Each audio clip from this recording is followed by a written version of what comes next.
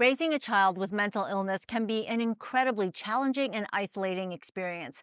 Stacey Ross, an author, advocate, and mother who has spent 28 years navigating the complexities of borderline personality disorder with her child, is here to offer hope and practical strategies for parents and caregivers. Stacey, welcome to the show. Well, thanks for having me. So let's start it with what is borderline personality disorder?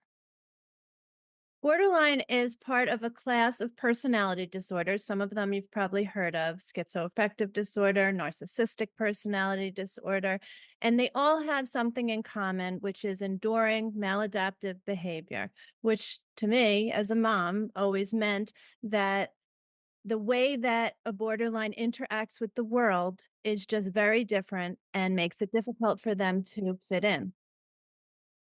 So, what did you learn from your experience? What are some, tips or coping strategies that worked for you that, maybe other parents out there who are struggling with the same thing, would benefit from? Yeah. I've learned a lot over the years. And luckily or fortunately, I ended up writing a memoir about it. And during that experience, I spent a lot of time alone talking to the page. Because of that, I think I became very honest about it.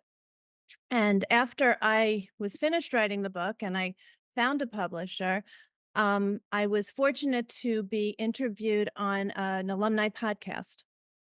And it was the first time I really told my story after writing it and spending all that time telling it so honestly. And I did the same thing because at that point, I didn't know anything else.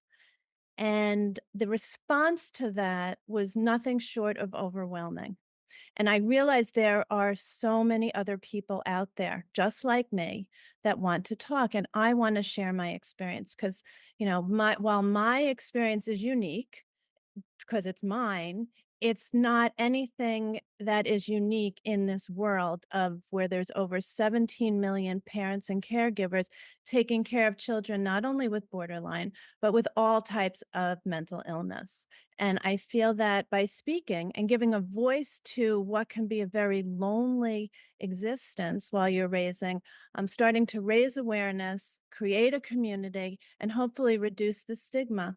Um, and along the way, yes, I've learned a lot of coping skills, and it's made me able to talk about my journey. And in my book, I talk about it as a coming of age story, meaning that I began with these hopes and dreams of what I thought would be, my fairy tale life. I'd have children and get married and just kind of follow along that fairy tale. And when that didn't happen, didn't unroll in that same way, how did I learn to cope? And I went at the base of it all, I find that honesty is really what's there. And, barring all of the, yes, I'm a runner. Yes, I do yoga. I do a lot of self care, basic things that we hear about whenever we're talking about any kind of mental wellness. But also, when I really looked at the actual healing that would go on with me and with my family, it had to do with honesty, being honest about our situation, owning up to it, being our own advocate, noticing the details, telling our story, and on and on. And I found that that is really what I want to share, that it's okay to admit what's going on in your home, that you are the expert to your own situation, and all types of things like that.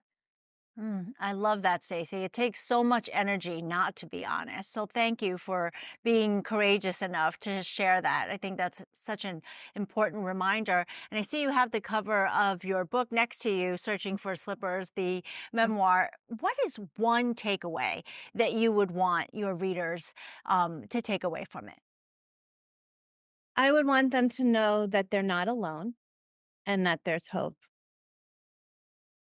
That's so powerful. I mean, you're just touching all of the key themes, honesty and hope. And I think you also talk a lot about community. Why was that so important for you?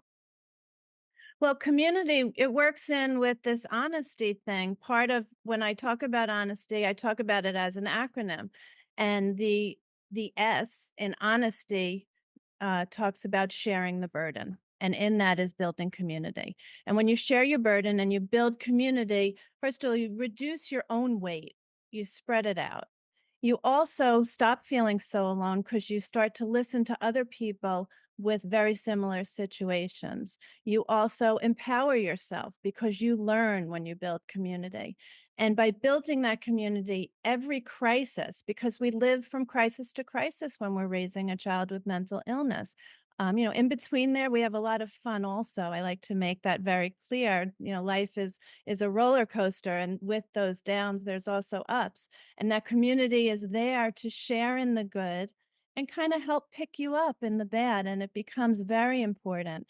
And if it's not your family, if it's not your friends, the very apparent one, there's other things that I suggest to people. There are Facebook groups. There's the National Alliance of Mental Illness, NAMI, which is, all over the country. There's different kind of supports, and you need to find what works for you. Yeah, you've been on this journey a long time, 28 years. What advice would you give to parents or caregivers who are just starting out on this journey? Well, I would say first be kind to yourself. Take care of yourself. That's very important. Become an expert in your situation because there will be a lot of experts giving you advice, doctors, teachers, family, friends, but only you know your situation best and realize that and hold on to it. But most importantly, again, is to remember that you matter. Because if we take care of ourselves, I like to say, help the parent, help the patient. So while we tend to think as parents that anytime we take time away from our family to take care of ourselves, that it's a selfish move, but in reality, it's the key to being able to take care of your child. We're at the center of their care, especially when they're younger. That's so true. You can't pour from an empty pitcher. Thank you so much for your insight, Stacy. Thank you.